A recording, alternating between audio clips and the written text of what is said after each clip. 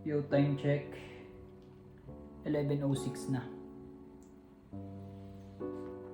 Yo, nasa point ka ba ng buhay mo na simula nung inayos mo na yung sarili mo, like nag-improve ka, nagbasa ka ng books, nakinig ka ng mga podcast, nag-workout ka na, is feel mo na ilang na sa yung mga dati mong tropa, like hindi ka na nila sinasamahan sa mga trip mo, ni mag-chat, hindi ka na nila chinachat. Pero kung makikita mo yung mga post nila, magkakasama pa rin sila, nagbabanding pa rin sila. Pero ikaw, hindi ka na nila sinasama. So yun yung dark side ng self-improvement, man.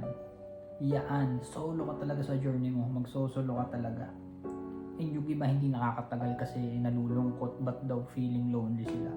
Normal thing lang yan kasi the more na ina-upgrade mo yung sarili mo, tumataas yung frequency mo, yung vibration mo. And the more na tumataas ka, naiiwan sila. And nai-stuck sila dun sa level na yun. So huwag ka na magtaka kung bakit ka nagiging solo. Normal lang yun, bro. Pero hindi naman habang buhay solo ka dyan sa ginagawa mo. Kasi habang tumatagal, ma-attract mo rin yung taong katulad mo. So yung mga like-minded na tao, ma-attract mo sila. Kapareho mo mag-isip. Kapareho ng mga ginagawa mo. So normal lang yan, bro. Huwag ka ma-depress or malungkot kasi solo ka. Normal lang yan. So yun, tuloy-tuloy ka lang sa ginagawa mo. Kasi in a long run, ikaw magbe-benefits niyan in yung sarili mo sa future.